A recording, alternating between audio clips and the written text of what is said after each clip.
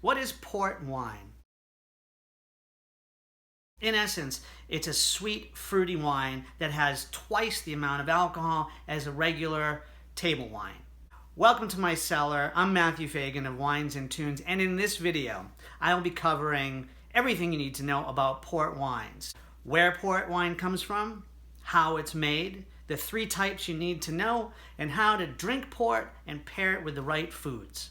But first, before we jump into port, I want to say how excited I am to have my first 100 subscribers. It's great. It's very exciting. I really have been looking forward to all of your comments and your likes, and very excited considering I only have a handful of videos so far, and this channel is just getting warmed up. After this port video, I'm going to be doing an Italian wine series. We're going to be starting from south all the way up to north, covering all 20 regions of Italian wine. So if you want to be the smartest person in the room when it comes to Italian wines, you're going to want to subscribe to this channel. But without any further ado, let's jump into port wines. Number 1, where port comes from. Many wine regions around the world may make a port-style wine, but real port must come from Portugal.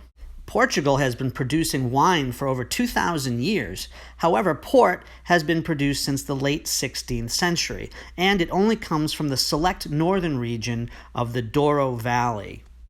The Douro Valley's steep mountain contours require heavy terracing. The Douro has a climate of hot, dry summers and severe winters, making it an excellent grape-growing region. It gets its name after the Douro River that runs through the valley. The Douro Valley was officially demarcated in 1756, making it one of the oldest recognized wine regions in the world, and it's split up into 3 zones. First is the Baixo Corgo. This is the workhorse of the 3. Although it's the smallest, it produces the most port. Actually, 50% of all ports come from this small zone. It gets more rainfall, that's why it's more fertile. Albeit it does not produce the best port in Portugal. Cima Corgo is where the best port comes from. This is where you're getting the vintage port, and although it's twice the size of Baixo Corgo, it only produces 37% of the port. The last zone is the Douro Superior. While it sounds fancy, it's actually the least developed zone that produces only 13% of the port in Portugal. Not too long ago, after the port was made, it would be barreled and put on small sailboats and head down the Douro River to its final destination, the city of Porto. Here, the ports would be aged and eventually shipped out around the world. Today, that same process happens, except instead of going down the river on sailboats, they're shipped by truck. Number 2, how port is made. I can't stress enough how important it is to start with quality grapes in making any wine. Well, here in Portugal, due to the steep terraced vineyards, everything is hand harvested, which leads to a care of the grapes. That, in addition to the reflection of the Douro River, you have these thick, lush grapes that are full of flavor. After the grapes are harvested, they are brought to the lagars, which are these large stone tanks, where it is still tradition to crush the grapes by foot. Although many of the larger port houses have introduced mechanized crushing methods, there is still nothing quite like the quality of treading the grapes by foot. And speaking of crushing things, this would be a great time to crush the subscribe button, the like button, and the bell notification so you don't miss a thing. The reason why port is both sweet and strong is due to its unique method of production. In normal winemaking, after the grapes are crushed, fermentation begins. This is when yeast cells consume all the sugars of the grapes and convert those sugars to alcohol. The results are a dry wine ranging in 8 to 15% alcohol by volume. This is where the magic of port happens. In port winemaking, the fermentation process is stopped in the beginning by the addition of about 25% grape spirit, or Aguardente. This is a 140 proof brandy that kills the yeasts and immediately stops fermentation. Because fermentation was stopped early, there's still a considerable amount of fruity sweetness from the grapes and unfermented sugars left. However, keep in mind that the addition of the high proof brandy increases the overall alcohol level of the port as well. After the winemaking process is complete, the port retains 17 to 22% alcohol by volume. Number 3, the 3 main types you need to know.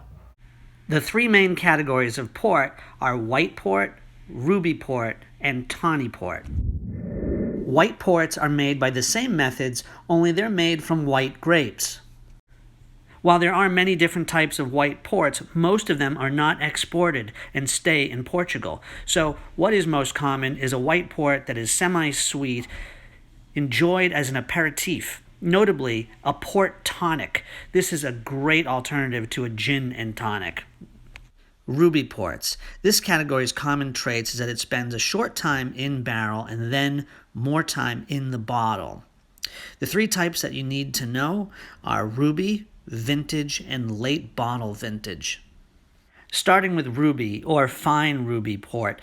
This is a young ruby that undergoes a very short aging period, typically 2 to 3 years, in oak barrels or stainless steel vats prior to bottling. Ruby maintains a deep garnet red color and a rich fruity flavor. Notes of cherry, blackberry, and black currant. Vintage ports are the most important ports to understand in the ruby category. Firstly, they are only released in select years by a panel of insiders that determine whether or not the ports of a particular year meet the standards to be declared a vintage year. The grapes in vintage ports are coming from the best plots in the best vineyards in the Cima Corgo region. They spend only 6 months to 2 years in oak barrels before bottling, slowly maturing in the bottles. Vintage ports are made to age 20 to 60 years in the cellar, and some lasting much longer. So what happens to all those high-quality grapes coming from the best plots if there is not a vintage year declared? Well, fortunately, it does not go to waste. It goes into a late bottle vintage port. This is probably the best value ruby port. It spends an extra year in the barrel and is a fraction of the price of a vintage port. Tawny ports are all about barrel aging. They are aged longer in oak casks, typically a minimum of 5 years. The ruby red color changes to a brick orange as a result of a controlled micro-oxidation. This is the introduction of oxygen slowly over time, creating a nutty flavor in the aromas of rum and caramelized fruits. When you look side by side, the two, to the left, this is a 10-year-old tawny, and the right is a late bottled vintage ruby port. Pretty easy to tell the difference. You can see the brick color of the tawny versus the ruby to the right. Tawny ports keep longer once the bottle's been opened, since it already has been exposed to air in the barrel. It comes equipped with a handy stopper versus a traditional cork. The one confusing thing about tawny ports, it may state that it's a 30-year tawny port. That doesn't mean that everything inside is 30 years old. In fact, 30 years is a style of the house. It may have a little bit of 30-year-old tawny port, but it can be made up of 100 different types from different years. So again, it's a style of the house, not an actual age statement. Number 4, how to drink port and pair it with the right foods. Port is traditionally served in a smaller 7.25 ounce glass. That's because you really don't drink too much of it. It's higher in alcohol, and it's really meant to savor and enjoy in small amounts. And the ideal serving temperature is 60 degrees Fahrenheit. When considering what foods to pair with ports, cured meats and cheeses make for a phenomenal pairing. They go with pretty much every port. However, if you want to get more specific, tawny ports and things like pecan pies do extremely well. The nuttiness of the tawny port works really well with those types of desserts. Alternatively, a personal favorite of mine is seared foie gras in tawny ports. On the ruby side of things, a classic pairing is vintage port and Stilton cheese. Ruby ports and chocolate do really well together as well. Try a late bottled vintage port with one of these chocolate truffles. I have a lot more information on port wines at the winesandtunes.com blog. If you found value in this video, please crush the like button, subscribe, and join me on my next journey to all of Italy. Vini Vidi Vici. See you real soon.